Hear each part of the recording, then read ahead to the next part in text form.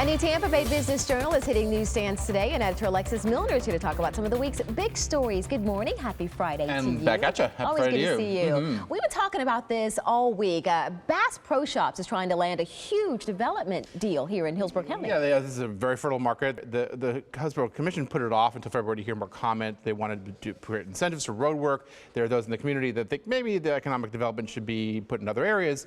What we wanted to look at was what is it about brands like Bass Pro Shop that attract this kind of fervent passion and loyalty. You know, they have huge demand. It's sort of like they're almost a mini theme park. You think about Trader Joe's and H&M, and there's this sort of fervor that happens ahead of their openings. IKEA, people wept tears of joy when IKEA opened in 2009, and what we heard from the development community was that once IKEA was here, it was said that Tampa Bay can handle and be a place for these kinds of big brands. You think about sort of what is about some of these kinds of brands, and Trader Joe's is a good example. People have been wanting it.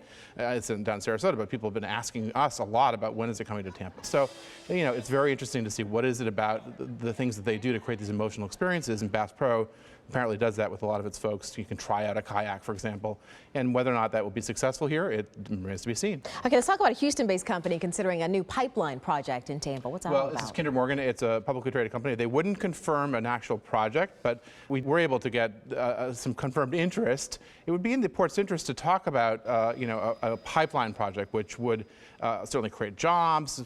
The thought is that a pipeline could come from Hooker's Point over to MacDill. It's a project that's been in the works for a long time. It's all a little vague at the moment, but it's part of the port's overall sort of transformation. This is a huge economic engine.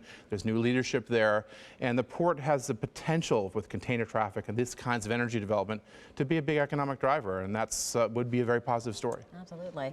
Well, let's talk about the excitement that's building near downtown Tampa because of the new Encore development. The first tenants are beginning to move into that area. It's great to see people actually living there. Encore is the 40-acre former Central Park Village. It's right downtown.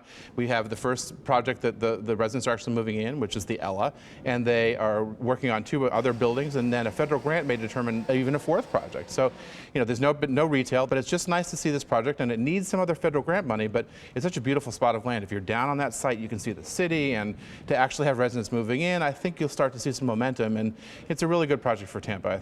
Hopefully it continues to provide jobs and other kinds of construction work, but you know, we wish well for Encore. Absolutely. The development itself is gorgeous too. Oh, and they did a lot of infrastructure work. It has a jazz theme, and it is gorgeous. It's really beautiful. Very exciting. Always good to see you, Alexis. Likewise to you. And for more Business Journal headlines, go to our website, abcactionnews.com/business.